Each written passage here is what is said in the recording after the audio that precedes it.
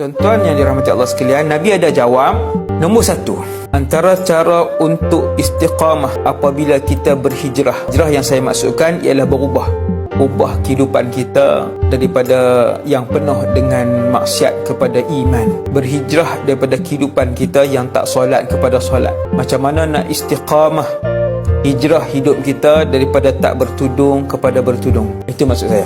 Nombor satu, mestilah hijrah itu ikhlas kerana Allah Subhanahu wa ta'ala. Ini tak ada lari. Mestilah hijrah itu ikhlas kerana Allah. Kamu berubah bukan sebab suami, kamu berubah bukan sebab malu dekat isteri, kamu berubah bukan sebab nak bagi semangat ke anak-anak, kamu berubah bukan sebab jiran ataupun mak ayah kamu berubah bukan sebab untuk orang puji, kamu berubah bukan sebab untuk naik rating, tapi kamu berubah kerana Allah, kerana Dia yang menciptakan aku, Dia yang nak aku kembali kepada Dia.